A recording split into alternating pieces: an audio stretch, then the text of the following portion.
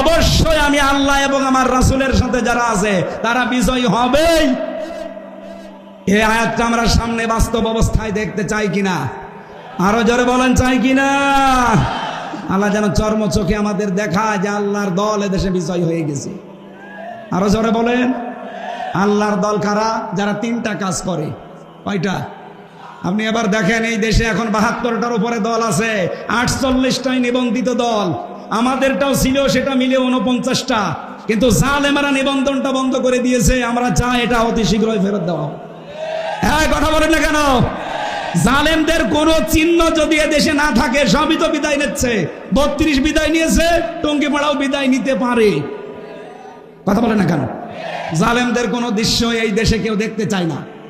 কি কথা বলেন না কেন? কেউ দেখতে চায়? সবাই বলছে কোন জালেমের দৃশ্য এই দেশে থাকবে না। সুতরাং জালেমের দেওয়া অবৈধ রায়ও এই দেশে থাকবে না।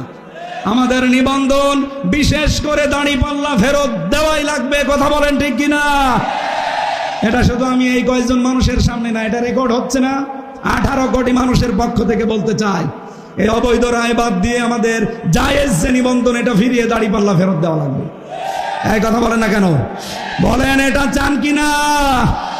এই ন্যায় চান কারা দেখি? লিল্লাহে তাকবীর।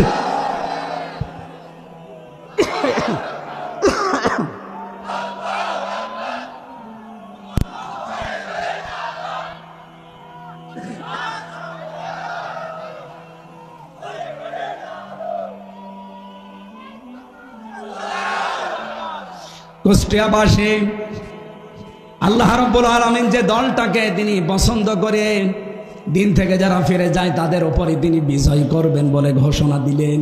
সেই দলের ভেতরে 3টা গুণ পাওয়া যাবে। আল্লাযীনা ইউকিমুনাস সালাতা ওয়া ইউতুনাজ যাকাতা ওয়া হুম রাকিউন। যারা নামাজ কায়েম করবে, সম্পদ থাকলে যাকাত আদায় করবে, রুকুকারীদের সাথে রুকু করবে, তার মানে জামাতবদ্ধ হয়ে নামাজ আদায় করবে। যে ব্যক্তি আল্লাহ, তার রাসূল এবং ঈমানদার, এই 3 গুণ বিশিষ্ট মানুষের দিকে ফিরে আসবে, এরা আল্লাহর সেরা বাহিনী। আল্লাহর বলেন, আল্লাহর। আরো জোরে বলেন, আল্লাহর। ফাইন্না হিজবাল্লাহি হুমুল গালিবুন। আল্লাহ পাক বলেন, অবশ্যই আমি